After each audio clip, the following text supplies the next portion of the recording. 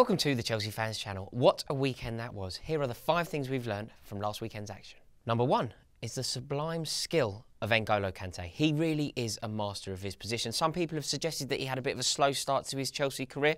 I would counter that, but, you know, there have been occasions when perhaps he got it wrong. Not this weekend. He was clearly man of the match. And let's remember that he was man of the match in a day when nobody had a bad game. So he really did play well. He controlled the game. You know, he plays at the base of that midfield and he was spraying the ball with some very intelligent passing. His energy is boundless. He really did dominate the play to the infuriation of Leicester supporters. They booed his every touch, which I think could be sour grapes really, because I think that he did them proud. You know, he did help them win the league, but I understand why they did it, and I have no issue with that.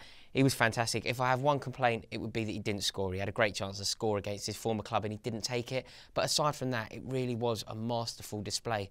Signing of the summer? Very possibly. Number 2 is the formation. The 3-4-3 really does work well, and we got a glimpse into the psyche and the intelligence of Antonio Conte. He's a pragmatic manager. He's realised that certain things weren't working, and our flat back 4 that involved, you know, Gary Cahill playing there wasn't up to scratch. We had a shocker, didn't we, at Arsenal, and Conte noted that and switched it up, and he's got us playing in the system that treated him so well when he was at Juve and at times with the Italian national side. Gary Cahill had a terrible month, you know, a month or so ago. There was the incident at Swansea, there was the incident away at Leicester, and there was the obvious incidents that happened at Arsenal. He looks far more comfortable in this new system, and I think that it is a testament to Antonio Conte that he's got him playing well. He persevered. Gary Cahill come under a lot of criticism. He made him the captain. I think that was a very shrewd move. And I think that this 3 at the back works very well. I think David Luiz has also looked like a player in this system, and I think that he was brilliant against Leicester. Some people gave him a bit of grief. You know, I've seen vines made about that bicycle kick that didn't come off and perhaps turning the ball onto his own post. But I have no issue with that. I think he had to make that tackle. If he didn't make that tackle, Jamie Vardy scores. And this new formation really does, well, it fills me with joy. I think that it could be a very bright future for Chelsea in a 3-4-3. Number 3. Now, this is a point that I am over the moon about, and I'm sure you will be as well. It's Conte's willingness to blood the youth. We brought on Nathaniel Chalobah, which was such a good thing to happen. You know, he has been a star at Chelsea now for, you know, half a decade. You know, we've been hearing about this player. We've heard such good things. We've had such high hopes for him, and it just hasn't happened. You know, he's been on loan after loan, and it's never really materialised. But it happened the other day. He came on for his Premier League debut at Chelsea, and he looked brilliant. Along with that, we brought on Ruben Loftus-Cheek and we also brought on Ola Reina. I think it's the first time that we've brought on 3 academy graduates ever. So that's a huge testament, and it just really does look good because we need that. We need players who understand the fibre of the club. We need players who have the DNA of Chelsea Football Club embedded into their soul, and there is no doubt that those 3 lads do. I'm also going to just take this moment to talk about, you know, Conte has had the praise from me. I love his willingness to blood these players.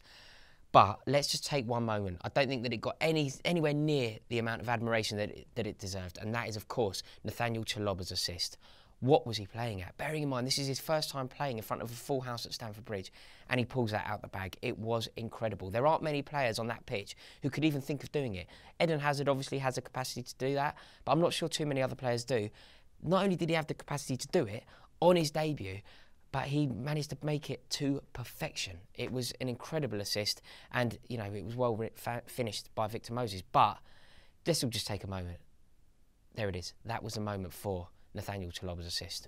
Brilliant news. Number 4 is the fullbacks. Now, we've already touched on the new system, and I think that it's working very well. I do like the 3 at the back, but I think our 2 fullbacks deserve praise and mention in their own right, so that's what I'm going to do here. I think Marcos Alonso on the left-hand side played brilliantly. I think it was a flawless performance, actually, shades of Ashley Cole, and I don't use that one lightly. I think, you know, Ashley Cole is the best fullback I've ever had the privilege of watching, and there were moments when Marcos Alonso was channeling his inner Ashley Cole. You know, the way that he was bombing forward, he's so fit, he gets forward, he's very strong, he's great in a tackle, he's a big lad, good in the air, but he was getting back all the time, and I think that he really did offer that width. And I think if you look at the reason that we beat Leicester, Leicester played very narrow, and it wasn't working for them in there, but they didn't amend it.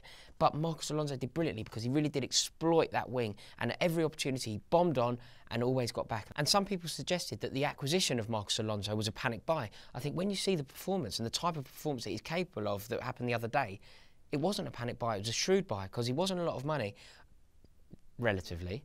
And he just looked brilliant, so I'm really pleased to see that. I'm now going to go over the other side. I mean, Marcos Alonso was brilliant, But I think Victor Moses also shone. You know, he gets on the score sheet, which is such a vital thing for us. It makes you such a dangerous team when you have goals coming from all parts of the pitch. And the Chelsea team of a decade ago that was so dangerous because we had goals coming from all over the pitch. You know, if you thought that you could keep Drogba quiet, it was irrelevant because Arjen Robben will get you. And if he didn't, Damien Duff would. And if he didn't, invariably Frank Lampard would. And even then, if you kept all them quiet, John Terry will pop up with a header. And that's what Victor Moses offers. He has such a great eye for a goal. He's scored a fair few already, and he bombs on, and he's so strong, and he just had a great game. And it's really good to see because we suddenly have a bit of an abundance of riches at the back. We've gone from being very, very structured and you know, struggling for options in a flat back four to suddenly having you know, very exciting players at our disposal because Azpilicueta can tuck in, and Victor Moses has, you know, he's been a jewel in the crown so far in that back line, and it's really good to see. I look forward to seeing him play next. You know, he's playing Manchester United next. There's no reason why Victor Moses won't continue in that form and hopefully find himself on the score sheet again. And number 5. Now I'm going to enjoy this one because it's just a moment for me to talk to you about the brilliance of Diego Costa. I love Diego Costa so much. He's such a great striker. He's so complete. He's top of the goal scorers chart already by a little bit now, and he just looked great the other day. People often, you know, the dig that is given, particularly from opposition fans about Costa, is his temperament. Now, he's been on 4 bookings for a little while, and we knew that any more bookings was going to be a problem. Now, he played 90 minutes the other day, and a lot of people, him included, wanted to come off because he was worried, but he was sensible enough and calm enough to make sure that he didn't get booked. Now we're just going to appreciate his goal scoring. You know, the way that he left Wes Morgan for that goal really was a brilliant thing. I think that it's so easy in those situations to have a go at Morgan and go, oh, you've lost your man. That isn't fair, I don't think. I think Costa deserves the credit there. Nemanja Matic has improvised and done very well, flicked it over.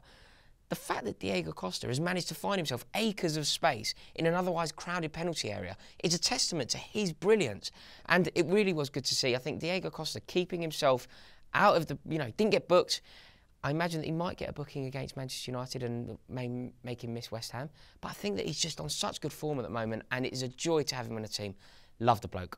Right, that sums it up. They are my 5 things that we've learnt from this weekend's action. Will you guys do me a favour? If you enjoyed this video, please give it a thumbs up.